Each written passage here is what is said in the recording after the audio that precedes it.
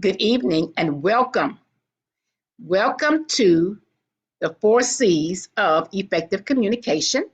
And so, what I would like for each of you to do is remain muted during this training. All of your questions, your responses, your comments, I will ask that you please enter those into the chat. So, the first thing that I'm going to ask you to do is to, in the chat, enter for me your current city and state where you reside. And as you do that, or as you are doing that, allow me to introduce myself to you. So I am Constance Willard, and I am the trainer for this course tonight. I am a registered nurse, a leadership subject matter expert with 30 years of leadership experience. And my main focus is, as a leadership expert, is I help leaders to navigate through leadership challenges by teaching them how to effectively communicate in the workplace. I'm originally from Gulfport, Mississippi. And so, okay, great. In the chat, I see the Angel is from Randolph, Massachusetts. Wow. Thank you so much for attending. Ahikar Bills is from New Bedford, Massachusetts. Thank you so much for attending. And so, as others continue to enter the classroom and enter where they currently reside, I'm going to go ahead and I'm going to share my screen. I will leave the chat up. If you have questions, please put all of your responses into the chat, all of your comments, or if you have questions, put all that into the chat and I will address those throughout this training. And I'm going to ask that you not be shy, engage, have fun, interact with each other in the room. Okay? So I'm going to share my screen. And so our course is the 4 C's of effective communication. I've told you about me and who I am. So the 4 C's of effective communication. The first C is clarity. Is the information clear? Is it understandable? And what you need to do is to make sure that it's understandable, state the vision of the organization, make it plain, and make sure that everyone understands what you're trying to communicate. So I am going to go back into the chat again, and I would like for you to put for me how much leadership experience you have. How many years of leadership experience do you currently have? And while you're doing that, I'm going to continue to talk about clarity and why clarity is important. I'm going to first share a story with you. How many times have you in your workplace had a change implemented or a change in policy or what have you, and the people who were part of that change that needed to know the information didn't get the memo or the information related to the change? So as you're entering into the chat, how many years of leadership experience that you have? And Rosalind Radcliffe, I thank you for joining us. Thank you so much. And Rosalind, I'm going to ask that as you enter the classroom, you enter the current city and state where you live. So clarity is important. It's important that everyone from the top to the bottom understands what is going on, what the vision is, and what the expected outcomes are.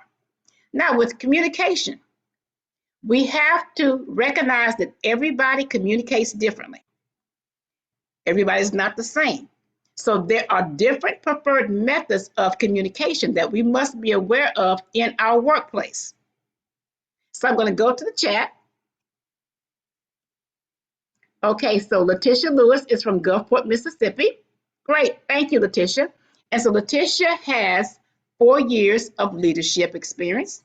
Ahikar has a little over a year of experience. Very good, very good. So I thank you so much for entering that into the chat for us. Now, clarity, again, we're still talking about clarity. How do we get information where it needs to go and make sure that what is being said and the information that needs to be relayed is relayed in a manner that's clear? So we know that we all have different preferred methods of communication. So in the chat, I want you to enter for me your preferred method of communication, be it email, text, face-to-face, smoke signal. I need to know what your preferred method of communication is. Please share that with us in the chat. And so I have one response here. Rosalind says face-to-face. Thank you so much, Rosalind, for sharing that. Angel said, my preferred method is face-to-face and email. Thank you so much. Okay, so as you all continue to enter into the chat, what your preferred method is. So recognizing that there are preferred methods of communication. Let's say, for example, someone has the preferred method of texting, okay? And they like to text. If you prefer to communicate via text, it's important that you avoid the texting lingo. And why is that? You may have someone like myself, a baby boomer. I have no clue of what you're talking about when you use texting lingo. So therefore, if you text me and you're using the texting lingo, I may miss the message of the information that I need to know. So it's very important that you understand the preferred type of communication and how to communicate with that preferred type.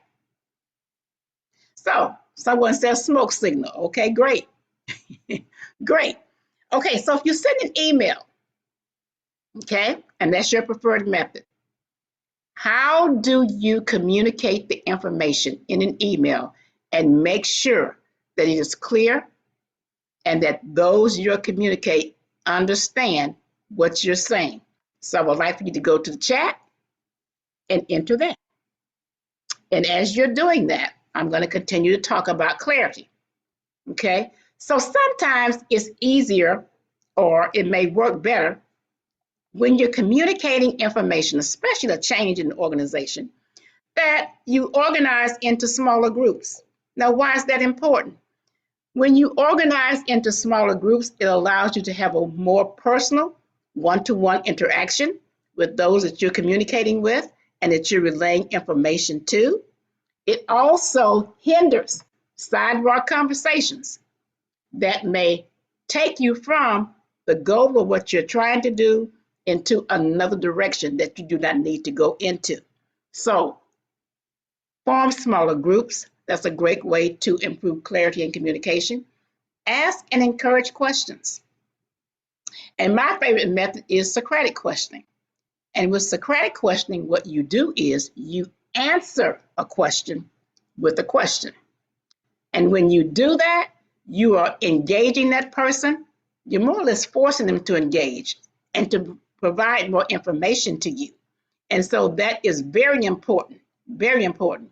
Okay, so introduce the idea and maybe include some bullet points that are clear and concise. Thank you, Angel. So that if you are in an email, thank you so much. That's very important.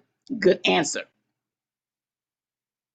Ahikar says you have to be clear and concise and be sure to encourage questions.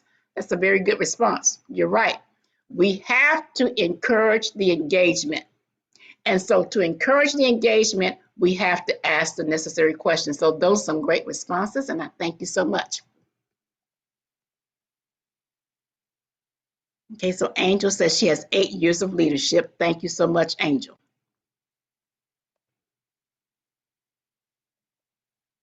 Okay, so I'm going to go to my next slide.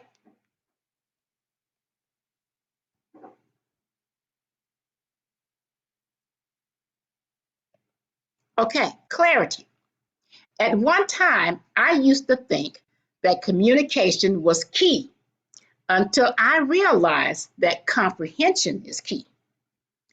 You can communicate to someone all you want, but if they do not understand you, the information that you're trying to relay will not reach them the way that you want that information to reach them. So comprehension, making sure that it's clear and that they understand what you're saying and the message you are delivering.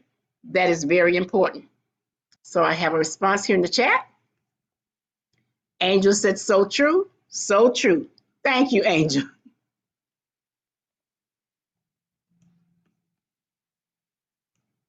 Okay, so communication must be collaborative. It must include all stakeholders. Communication is everyone's responsibility in an organization. It's not just leadership. It is everyone's responsibility to communicate and to communicate effectively. So when collaboration comes into play, you involve all team members. Now, what collaboration does is it encourages engagement. It also kind of lessens some anxiety, especially if the workplace is chaotic and the anxiety levels are high. When you bring people together and they talk and they're able to share their ideas and they begin to engage, it lessens the anxieties. It's important that each team member are able to have a voice and to give their input into the process. Collaboration surpasses competition. Remember that. Collaboration surpasses competition. Collaboration also ignites buy-in of initiatives and changes that you need to take place. And it stimulates conversation and engagement among peers. So communication must be collaborative.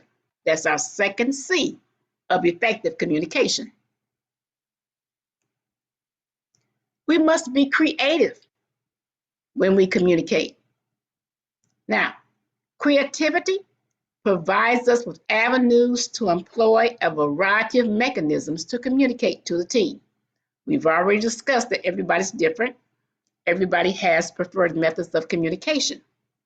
So we must be creative when we seek to communicate with our team members. We must expand our horizons, brainstorm, and focus on what grabs their attention. So one thing that I've done before is I take 3x5 note cards. I write the message on the note card, and then I attach a chocolate bar to the note card. And then I take those note cards and I'll display them in the employee lounge, by the front entrance where they come into the building, at the nurses station, different places. What happens is the chocolate bar grabs their attention because everybody loves chocolate, like chocolate. So the chocolate bar is the attention grabber. And as they remove the chocolate bar, they began to see the message and read the message that I need for them to receive. So that's one way of being creative to pass along a message or to communicate. Email bingo. Now I'm going to tell you, most people in the workplace do not read their emails. They do not. So however, if you start a total blackout bingo game and they have to read the email that you sent them in order to get the number to participate in the bingo game, they'll read their email. Why? Because they want to try to win the prize. They need that number, so they have to go in and read the email. And once I receive the red receipt that they read the email, I issue them the number. So that's another way of grabbing attention. So now I'm going to move to our chat. Okay, Letitia says that she totally agrees on collaboration. Angel said that's creative. Most people can't say no to chocolate. No, they can't. Ahikar said, oh, that's a good one. I'm stealing the email bingo. It works. Trust me, it works. Especially if it's a good prize and a total blackout game, they will read their emails every day to get that number. So that's one way of being creative to encourage engagement and to communicate effectively to your team. Sound 4C, compassion. Compassion is so important. We're living in tumultuous times right now, and a lot of things are going on in people's lives, some serious issues. And so it's important that we communicate from a place and a space of compassion. We must be empathetic. And most people just want to know, do you care about me? Am I important to you as a person? So we must be empathetic. We must converse with our peers from a place of caring. Ask them how they're doing. How are their kids and their family? What are the kids involved in?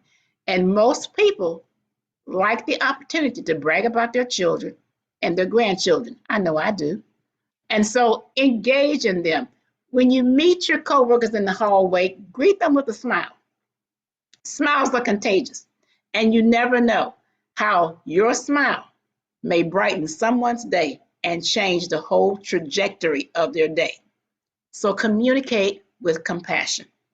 That is so important, and I cannot stress that enough. So now we will go back to our chat. I'll talk about my daughter any day. Very good, Angel. You're right. My grandson is my topic of communication right now. Logan is my topic of communication. So you're right. People like to talk about their kids and what their kids are doing and the things they're involved in and how well they're doing. That's important to them because those are their kids. So share that with your peers. Compassion. Approach them. Approach from a place of caring and ask them about themselves, how they're doing. It will make a difference in the communication.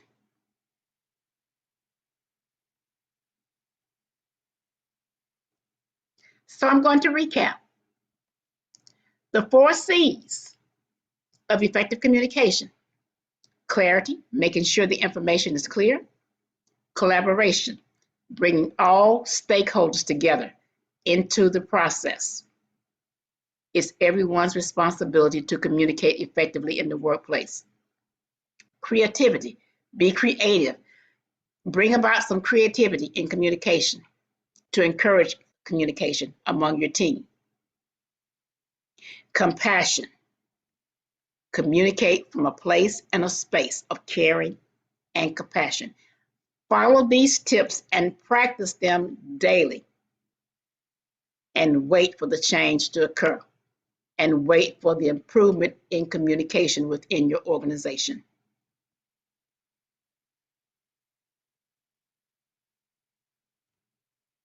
Any questions or final thoughts? Now, if you have questions or some final thoughts, please enter those into the chat. I am going to save the transcript from this course and I will review it. If anyone has any questions of me, enter them into the chat and I will get back in touch with you to answer your questions. Now, the final slide of this presentation has my contact information, my website, and my telephone number. Please feel free to reach out to me at any time. I'm going to go to the chat. Collaboration now is expanding to include virtual forums. The avenues to increase collaboration are phenomenal. Yes, definitely great tips. The creativity section was the most interesting for sure. Thank you, Ahikar. Thank you so much. Thank you so much. I want to thank each of you for attending tonight and for participating, engaging, giving your comments, asking the right questions. I thank you so much. Thank you again. The 4 C's of effective communication. Have a good evening.